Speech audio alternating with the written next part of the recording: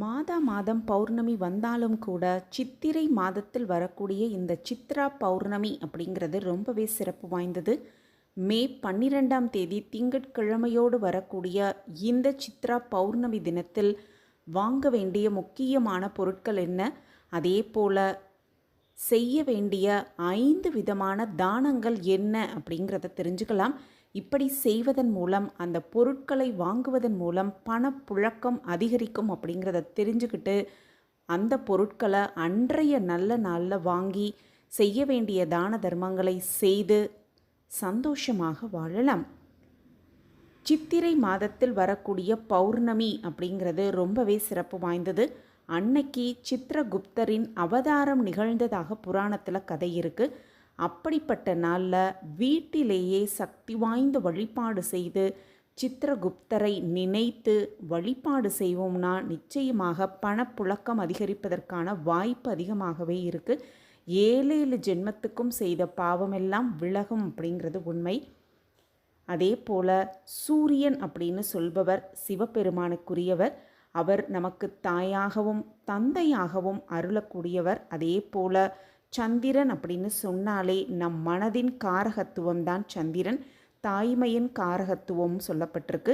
தாய் பராசக்தியாக விளங்கக்கூடியவர். அந்த சூரியனும் சந்திரனும் நமக்கு இன்னொருளை தரும் பொழுது அந்த பௌர்ணமி நன்னாளில் ஒளி எங்குமே பரவி கிடக்கிறது அப்படின்னும், வாழ்க்கையில் எத்தகைய இருள் சூழ்ந்துள்ள நேரத்திலும் அந்த இருள் என்பது அருளாக மாற வேண்டும் அப்படின்னா கூட்டு பிரார்த்தனை செய்ய வேண்டும் அப்படிங்கிறது சிறப்பு. அதிலும் குறிப்பாக சித்திரை மாதத்தில் வரக்கூடிய பௌர்ணமி தினம் அப்படிங்கிறது ரொம்பவே சிறப்பு வாய்ந்ததாக சொல்லப்பட்டிருக்கு. அந்த அற்புதமான நாளில் வாங்க வேண்டிய முக்கியமான 3 பொருட்கள் இருக்குது. அந்த பொருட்களை கண்டிப்பாக திங்கட்கிழமை காலையில் கடைக்கு போய் அந்த 3 பொருளை வாங்கிட்டு வருவது ரொம்ப ரொம்ப சிறப்பு. அப்படி வாங்க வேண்டிய முக்கியமான 3 பொருட்கள் என்ன அப்படிங்கிறத இப்போ நம்ம தெரிஞ்சுக்கலாம். மங்களகரமான பொருட்களை வீட்டுக்குள் அன்னைக்கு நம்ம கொண்டு வந்தோன்னா அந்த பொருளால் நம் வாழ்வில் மங்களங்கள் அதிகரிக்கும் அப்படின்னே சொல்லப்பட்டிருக்கு. அப்படி முக்கியமான 3 பொருட்கள் என்னென்ன அப்படின்னு பார்த்தோன்னா, சந்திரனின் அம்சமாக விளங்கும் சந்திர பகவானுக்கு உரிய ஒரு பொருளாகவும் சொல்லப்படும் அந்த பச்சரிசியை மறக்காமல் அன்னைக்கு 1 கிலோவோ 2 கிலோவோ உங்களுக்கு எவ்வளவு தேவையோ அதை வாங்கிட்டு வீட்டுக்கு வந்து பூஜை அறையில் வைத்து வழிபடுவது ரொம்ப ரொம்ப சிறப்பு. அடுத்ததாக பார்த்தோன்னா டைமண்ட் கற்கண்டு ஒரு பாக்கெட் வாங்கிட்டு வந்து பூஜை அறையில் வைத்து வழிபாடு செய்வது ரொம்ப ரொம்ப சிறப்பு. 3வது மிக மிக முக்கியமான பொருள் அப்படின்னு பார்த்தோன்னா வெள்ளை நிறத்திலான அந்த மல்லிகைப்பூ. மகாலட்சுமியின் அம்சமாகவே சொல்லப்படும் அந்த மல்லிகைப்பூ அந்த நறுமணத்திற்கு மயங்காத சக்தியே, அதுவும் நல்ல சக்தியே கிடையாது அப்படின்னே சொல்லலாம்.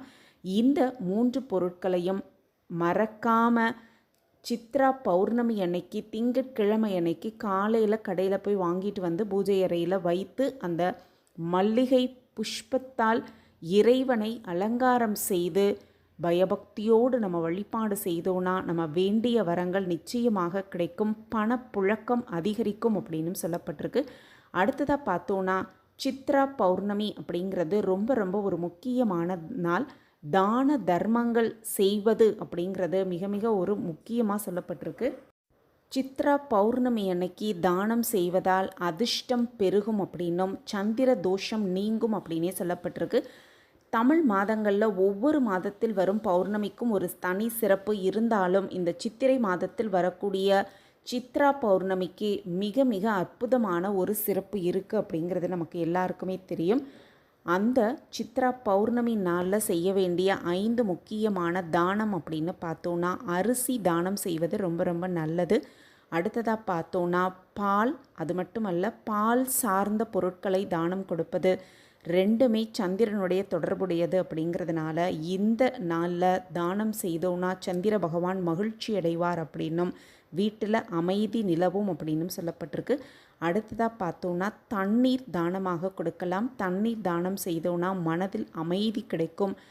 தாகத்தில் இருப்பவர்களுக்கு தண்ணீர் கொடுத்தோன்னா சந்திர தோஷம் நீங்கும் அப்படிங்கிறதுனால முடிந்தவரை தண்ணீரை தானமாக கொடுக்கலாம். அடுத்ததாக பார்த்தோன்னா வெள்ளை நிறத்திலான ஆடைகளை தானம் கொடுப்பது சந்திர தோஷத்தை நீக்க வல்லது அப்படிங்கிறதும், வாழ்க்கையில் அமைதி பிறக்கும் அப்படிங்கிறதுனாலும் முடிந்தவரை வெள்ளை நிற ஆடைகளை தானம் கொடுக்கலாம். அடுத்ததாக பார்த்தோன்னா சங்கு தானம் செய்வது ரொம்ப ரொம்ப புனிதமான ஒரு விஷயமாகவே சொல்லப்பட்டிருக்கு. சங்கு தூய்மை மற்றும் செழுமையின் அடையாளமாகவே பார்க்கப்படுது. அதனால் இந்த சங்கு தானம் கொடுப்பது ரொம்ப ரொம்ப சிறப்பு. இந்த அற்புதமான சித்ரா பௌர்ணமி தினத்தில் வாங்க வேண்டிய 3 பொருட்களை கட்டாயமாக காலையிலேயே வாங்கி பூஜை அறையில் வைத்து வழிபாடு செய்வது, அது மட்டுமல்ல இந்த 5 விதமான தானங்களை கூடுமானவரை தானம் கொடுப்பது மிக சிறப்பான பலனை பெற்றுக் கொடுக்கும். பணப்புழக்கம் அதிகரிப்பதற்கும் செல்வம் சேர்ப்பதற்கும் ஒரு மிக சிறந்த அற்புதமான நாளாகவே இந்த சித்ரா பௌர்ணமி இருப்பதால் இந்த நாளை தவறவே விடக்கூடாது. சகல சௌபாக்கியத்தோடு வாழலாம். மீண்டும் ஒரு புதிய பதிவில் பார்க்கலாம். நன்றி.